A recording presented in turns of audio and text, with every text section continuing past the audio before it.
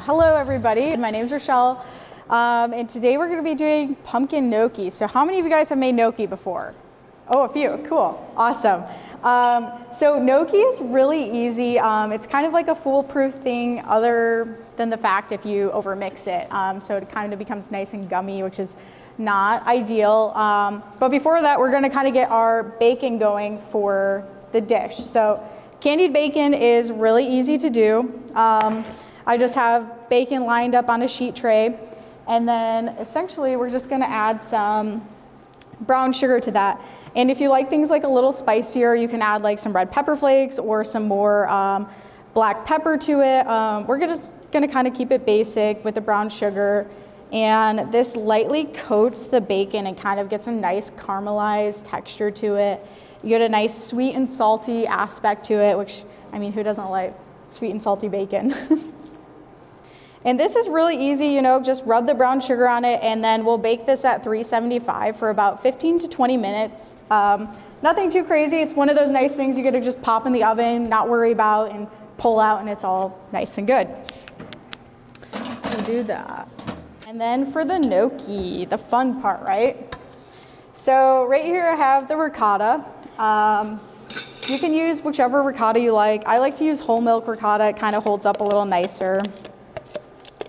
And the nice thing about gnocchi is you kind of just throw everything into a bowl, mix it all together, roll it out, and you're done. Nice and easy. You know, nice little weeknight dinner.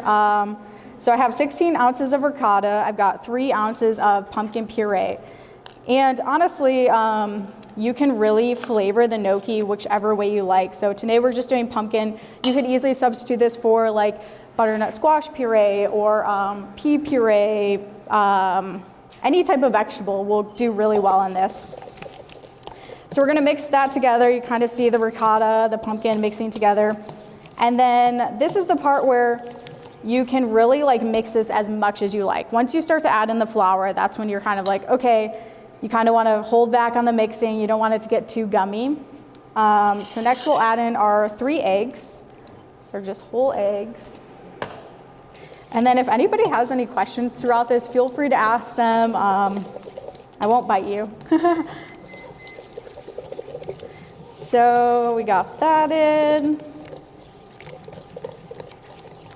And then next I'm gonna add in grated parm. And I like to use a dry grated parm. I've noticed that if you use stuff that's more wet, the gnocchi kind of just, it doesn't work as well, so I definitely recommend going dry grated if possible. Obviously it's not the end of the world if it's not. You'll just have to add a tiny bit more flour to incorporate. So that's kind of what it looks like before the flour. Everything's nicely incorporated. The Parmesan, the egg yolks, the ricotta, and the pumpkin puree.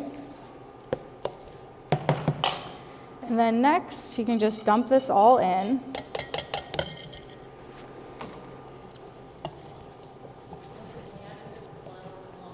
It really does not matter. Once you kind of mix everything together, it'll all incorporate nicely. And then once you kind of get to this point where it's kind of like holding its shape, sticking to itself, I like to turn it out onto the table.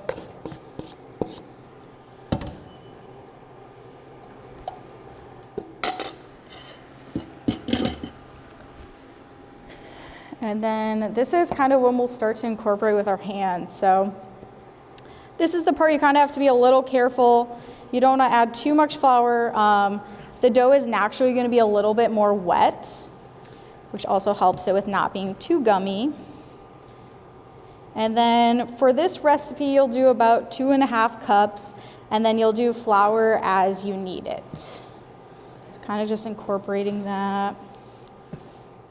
And this is also like a great thing to do for like a family dinner night, or like if you have grandkids, you can have them over. This is like a fun little interactive thing. You know, everybody gets a little dirty. Kind of just keep incorporating that flour.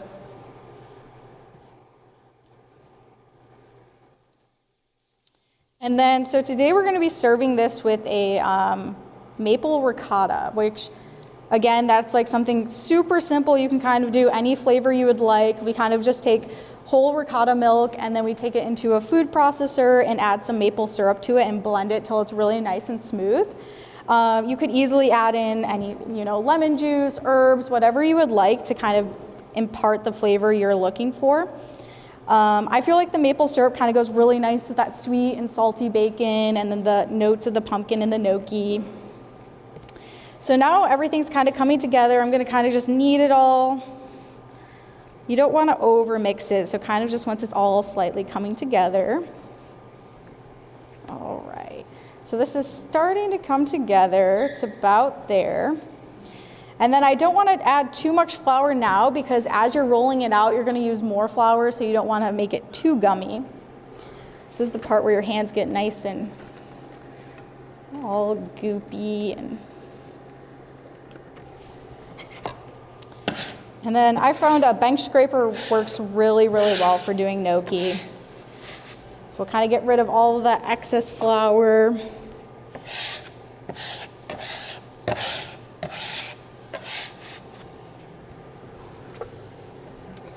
All right, so now we have our nice little gnocchi roll. Wasn't too bad, right? Ricotta, egg, flour, cheese, all mixed together. And then you'll kind of work in little portions. So I just cut off a little piece and then I'll kind of just slowly roll it. This is going back to like those Play-Doh days. You're playing with Play-Doh, you're rolling it all out. You're trying to make those long little snakes kind of thing. So you add a tiny bit of flour. And I'm not putting a lot of pressure. So the dough is naturally just kind of stretching, rolling itself out. And you can kind of do whatever thickness you like. So I kind of like to go a little skinnier. So I'll kind of cut it in half. And then you're kind of left with this like little snake looking shape. So once you have that guy, I've got two of them, kind of line them up together. And then you'll just take a bench scraper, you can take a knife, you can take essentially anything that will cut into dough. I like to use my fingertips, so like a finger length, if you can see. I'll come up here. So I've got them all nicely lined up. I'll take my fingertips and then I'll kind of just move side by side just like that. And then you have these nice little gnocchi shapes. Obviously, some people leave them like this. You can take a fork if you want to get a little fancy and rub it down the fork. You'll put a nice groove into it.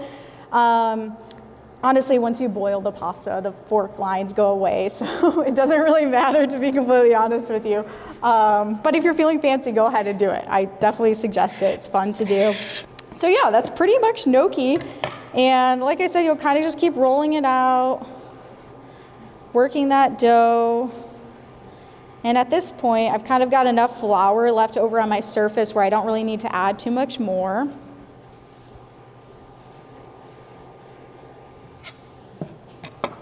This bacon smells amazing, by the way. Yeah, so I work at Rude, and we have a rotating gnocchi dish on the menu. So, for the fall time, we ran this pumpkin gnocchi, which is nice. It's really simple to do. I'm sure most of you have a can of pureed pumpkin at home. You can just use that for the recipe. And then come springtime, we like to do a spring onion gnocchi. So instead of the pumpkin puree, we just take some nice fresh spring onions and then puree that into the ricotta mixture. And you have a super, super elegant, nicely, super fragrant gnocchi. And we like to serve that with asparagus, which goes really well together. So super interchangeable, a lot of different things you could do. If you'd like to just do a plain gnocchi, you can also leave out the pumpkin puree and then just do a little less flour.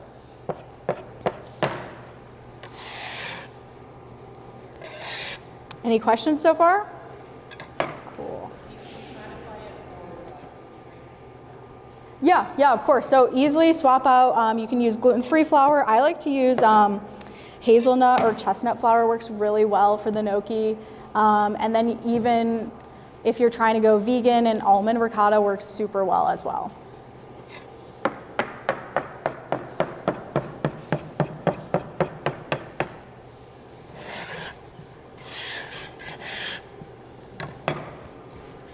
All right, so let's take a look at that bacon, see how it's doing.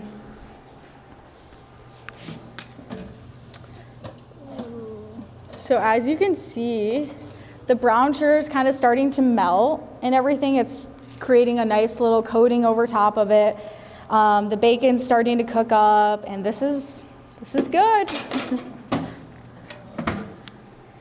Okay, so in this pan right here, I have some brown butter, and essentially to make brown butter, all you have to do is put a stick of butter in a pan and then let it slowly heat up. Once all of the milk fat solids go to the bottom, then it'll naturally start to brown. And then that's when you take it off the burner right before it kind of gets black. And then you have this beautiful nutty, almondy flavored butter, and it's absolutely incredible. All right, so we'll do this last little portion here. Yeah. Will you still get the nutty flavor if you just use plain butter and let it cook down? And then when it starts to turn brown, you were talking about a nutty almond flavor. Does that turn into a nutty almond flavor? Yeah. You use almond butter. So naturally, as the butter loses those milk fat solids and it gets darker, it naturally gets like these nice golden notes and flavors to it. So it naturally occurs once it caramelizes. Mm-hmm. Yeah, you get the nice nuttiness flavor to it. It's really, really good. Yeah. Salted or unsalted? I prefer unsalted, hands down, every day. Salted gets a little tricky because you can't really control as much salt intake. So it's you go to salt things and you're like, oh wow, this is really salty, So I definitely prefer unsalted butter. Do you ever use Irish cream butter? Yes, yeah. It's amazing. Yes, it is amazing. If you do have that, I would definitely recommend using that over, traditional butter.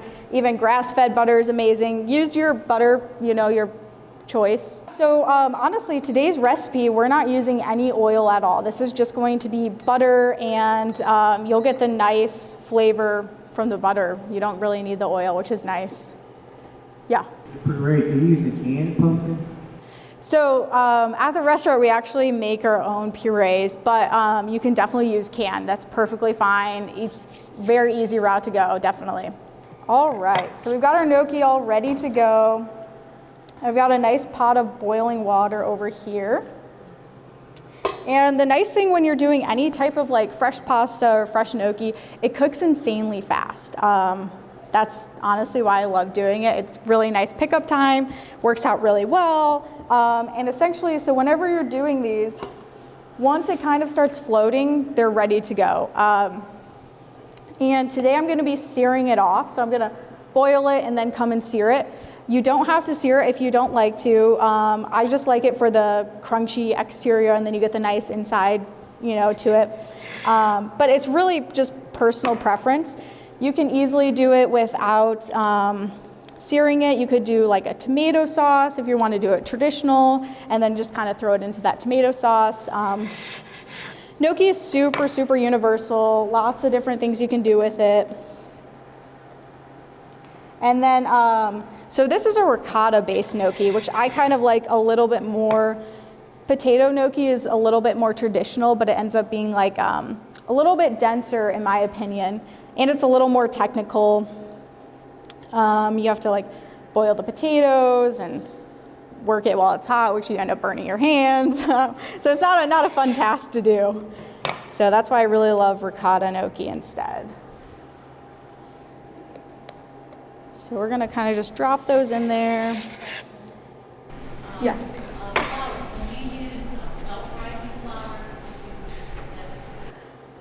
Honestly, I would not recommend using that. I would stick to like all-purpose, or self-rising is going to make the dough a little bit more gummy, and it's not the best fit for gnocchi. So I would definitely stick with all-purpose. You could definitely interchange with almond flour, gluten-free flour, chestnut flour, anything like that. I would definitely stay away from like high gluten flour, self-rising flour, things like that.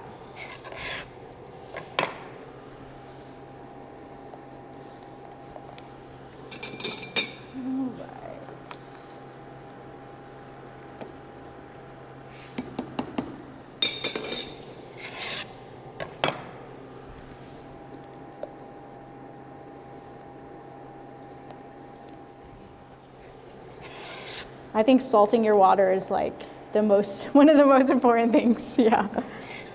It just helps add that natural saltiness to whatever you're cooking, especially like things like pasta. So where I learned to make gnocchi, I studied abroad in Italy for about 2 years. I'm 24, so I went there when I was 18, and I lived in this small little town called Orvieto, and it's up on this big hill, super, super cool. I worked for this Italian lad named Lorenzo, and he pretty much taught me anything and everything I know about Italian cooking, pasta, gnocchi, everything. So I was super incredibly blessed to go and do that, and I kind of, tried to take all of that learning back here and, teach as many people as I could and, things like that. Any oil in your water, or is that just salt? Just salt, yep, just salt and water. Mm-hmm. So now we're gonna get this all. So we've got some brown butter going in this pan. I'm gonna add a little bit more. And again, you can see this color of the butter. I have some nice browns at the bottom, and then the color is different too. So this is just sitting on a burner. This is about a pound of butter, just low and slow. So it'll eventually fall to the bottom, and then that's when you just strain it out and you're all set. So some of our gnocchi are starting to float. I'm gonna kind of just give it a nice little stir.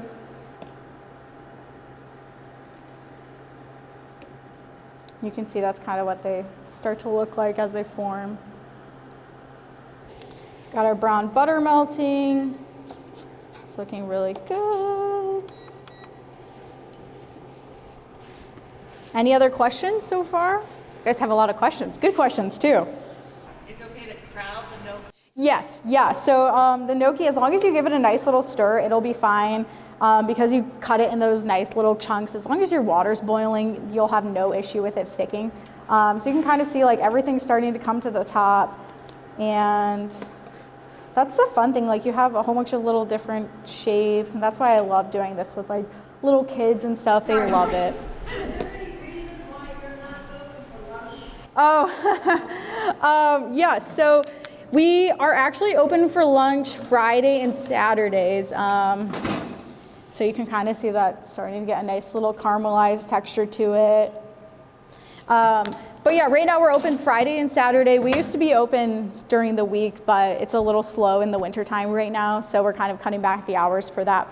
But you can definitely come in and try all of our goodies. I would love for you to.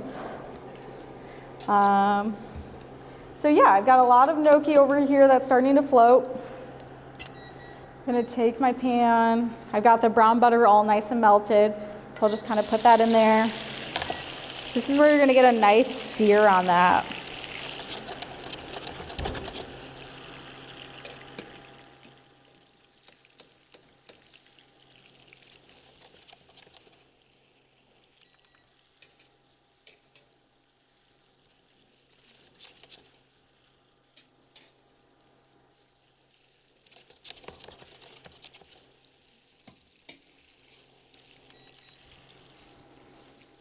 I'm gonna add a little bit more butter because I feel like who doesn't love butter, right? Butter, bacon, gnocchi. Gonna fatten you guys up today. And brown butter is one of those things that you can definitely make ahead of time and just kind of store in your fridge and use whenever you'd like. I definitely love having that on hand. But yeah, so you'll just kind of sear it in the brown butter, and then we've got some walnuts that I like to add and get a nice toastiness to it. And then we're also gonna add some sage. You can check on the bacon in the meantime. Yeah, so this is just about done. Kind of see it's nice and caramelized. Got the brown sugar all over there. And honestly, with this stuff, you can kind of leave it as big or as small as you would like. So you can kind of chop it up into really small pieces if you wish, or I like to eat them whole sometimes. They're really good. Can you use it bacon in the microwave? Honestly, I have not tried that. So I would not recommend it, to be completely honest. I'm sure it would it's not the best option to go about, but you could definitely pan-sear it if you want. You know, get it to where it's almost cooked all the way through, and then add your brown sugar on top of that and let it slowly bake that way. Yeah, I don't know if I would microwave it.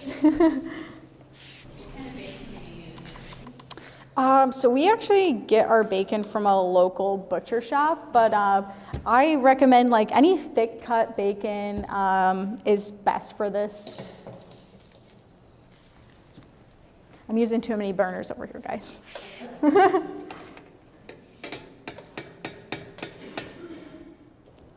Any questions? Any other? It can be about anything. If you have any cooking questions or anything.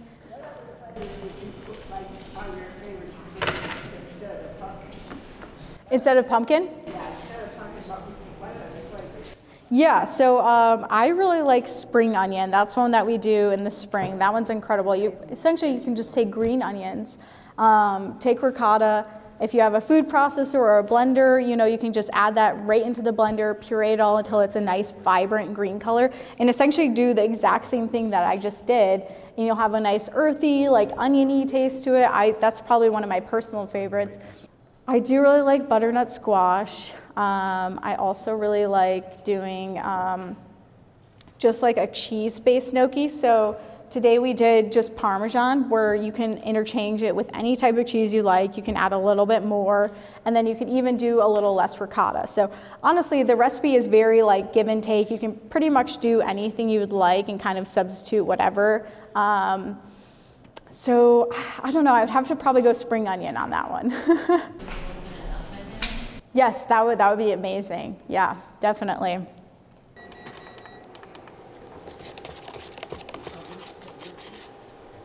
All right, we're back in business. Okay, so I have the gnocchi in here after it's been boiling. We got the nice melted brown butter. It smells amazing. Can you smell it over there yet? Yeah. So I'm gonna kind of let this come back up to temp quick. It's gonna create a nice little crusty exterior, and then the inside's still like nice and soft and chewy.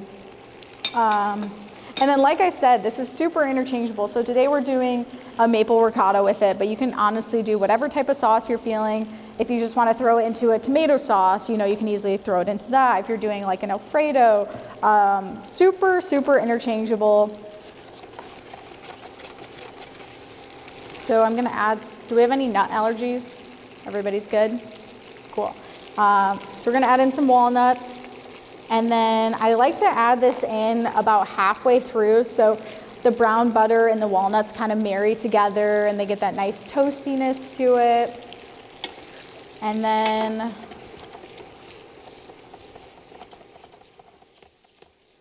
also got some sage, which crisps up really nice in brown butter, and it adds a nice little fragrance to the gnocchi as well. And you can pretty much do whatever herbs you have on hand. If you have thyme, you know, rosemary. Honestly, anything that's nice and fragrant and earthy will do really, really well with this dish.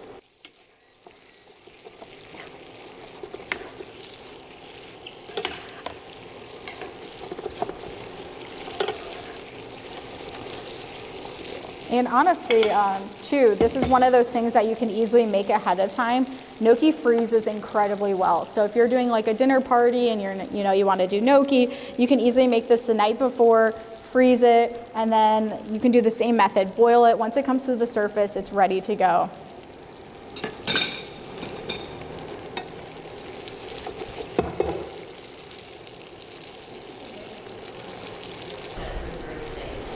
How can you preserve sage?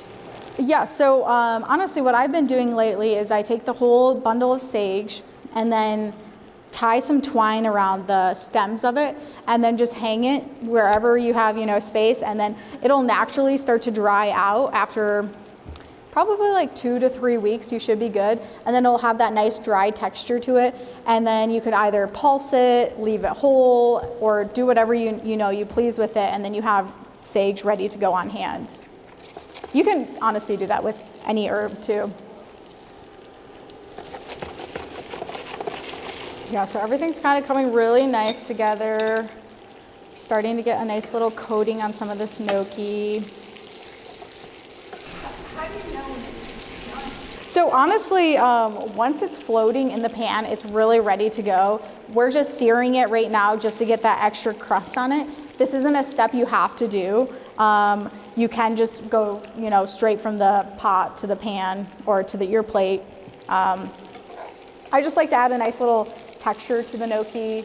Yeah, it gets a nice little extra crust on it. But yeah, this is looking good. It's about ready. I do a little taste test first. It's really hot. Really good though. So over here I already have like some of the maple ricotta and some of the candied bacon already cut up. And then we'll put the gnocchi on top of that with a little bit of nuts and everything for you guys to try. Like I said, it's gnocchi, you know, it's one of those really easy, simple dishes to do. It's really fun to do if you have like a group of people. I have 4 younger brothers and I always love doing this with them. It's, you know, something fun, interactive to do. And honestly, who doesn't love gnocchi? Like I said, the gnocchi, it doesn't matter how big or how small it is. If you want to do bigger portions, that's completely fine. It'll just take a little bit longer to boil. Gnocchi for everybody. There's that for you. Yeah, of course. There's some for you guys to try. Yeah. And even the bacon you can do ahead of time, you know, chop up, have ready to go in your, you know, refrigerator. Honestly, everything is super easy to do ahead of time. That's why I love it. It's really easy to do for a pickup, nothing too crazy. You do not, no, okay. No. You can honestly use skim, whatever, 2%. Okay. Yeah, anything works fine. Even if you wanted to use almond ricotta or, you know, cashew ricotta, all of that works the same. Yeah. Yeah.